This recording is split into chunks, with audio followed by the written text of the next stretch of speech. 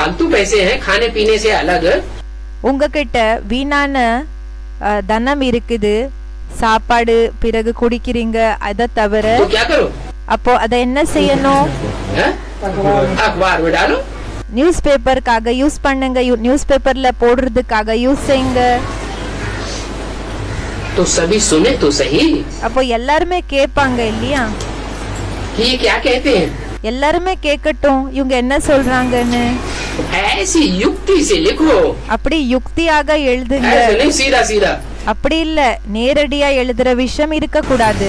भगवान आया हुआ है, दुनिया का विनाश होने वाला है, பகவான் வந்திருக்காங்க, உலகத்தினோட விநாசம் ஆக போகுது, एटम बम बन चुके हैं, ஆட்டம் பாம்ஸ் ரெடி ஆயிடுச்சு, थप्पड़ आते जाओ, அறைய விடுற போல செய்யக்கூடாது.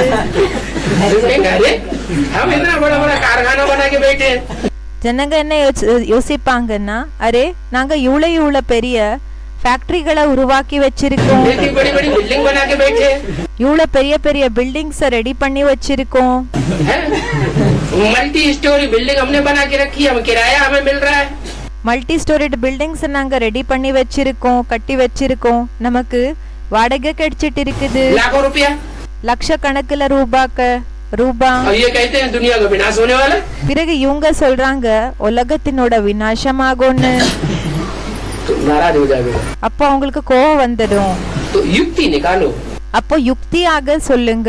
ऐसी युक्ति से लिखो, அப்படி முறையில அப்படி யுக்தியாக எழுதுங்க, जो समझ जाए, அவங்களுக்கு புரியுற போல வந்துடணும்.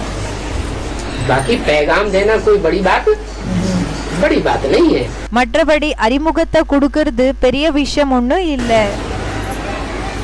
कोई इंग्लिश में दे, இப்போ ஒருத்தர் இங்கிலீஷ்ல கொடுங்க, कोई हिंदी में दे, சிலரு ஹிந்தில கொடுங்க. हिंदी के भी अखबार हैं, ஹிந்தில கூடயும் நியூஸ் பேப்பர்ஸ் இருக்குது, अंग्रेजी के भी अखबार हैं, हिंदी में देंगे இங்கிலீஷ்ல கூடயும் நியூஸ் பேப்பர்ஸ் இருக்குது. ஹிந்தில கொடுத்தீங்கன்னா तो हिंदुस्तान के सब लोग पढ़ेंगे, அப்போ ஹிந்துஸ்தான்ல இருக்கக்கூடிய எல்லாருமே படிப்பாங்க.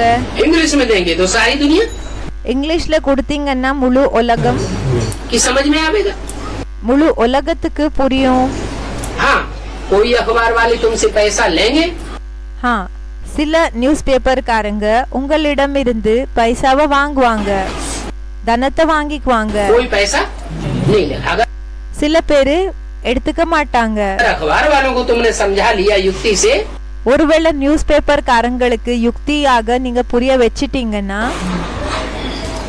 तो बिना पैसा लिए ही அப்போ அவங்க தனத்தை எடுத்துக்காமலேயே अखबार में तुम्हारा पैगाम நியூஸ் பேப்பர்ஸ்ல உங்களோட அறிமுகத்தை डाल देंगे। அந்த ஒரு செய்தியை போட்டுடுவாங்க. हर हालत में पैगाम पहुंचाना है। எல்லா ரூபத்துல கூடயும் என்ன செய்யணும்னா செய்திய கொடுக்கணும். क्या? என்ன? दुनिया में உலகத்துல पैगाम सबको मिलना चाहिए या नहीं मिलना चाहिए? எல்லாருக்குமே செய்தி கிடைக்கணுமா இல்லையா? அறிமுகம் मिलना चाहिए, नहीं तो ये कहेंगे ये क्या? கிடைக்கணும், இல்லன்னா சொல்வாங்க இதென்னது, இதென்ன இது. भगवान आया हुआ, गॉड फादर, भगवान வந்திருக்காங்க, காட் ஃபாதர். सारी दुनिया जिनको मानती है, முழு உலகம் யாரை ஏத்துக்குது? धर्म पिताएं भी गॉड फादर को मानते हैं, தர்ம பிதாக்கள் கூடயும் காட் ஃபாதரை ஏத்துக்கிறாங்க. और हमको पता ही नहीं चला, பிறகு நமக்கு தெரியவே இல்லையா? तो डोरापा देंगे। அப்போ கம்ப்ளைண்ட் பண்ணுவாங்க. इसलिए सारी दुनिया में पैगाम पहचाना है, खर्चा भी किया तो அதனால முழு உலகத்துல செய்தி கொடுக்கணும், செலவு கூடயும் பண்ணீங்க. भी क्या हुआ? அது கூட என்ன பெரிய விஷயம்? इतना बड़ा काम होने वाला है, இவ்வளவு பெரிய வேலை ஆக போகுது, तो खर्चे की कोई बात नहीं। அப்போ செலவினோட விஷயம் ஒன்னும் இல்ல. सभी को मालूम तो पड़े ना, எல்லாருக்குமே தெரியணும் இல்லையா?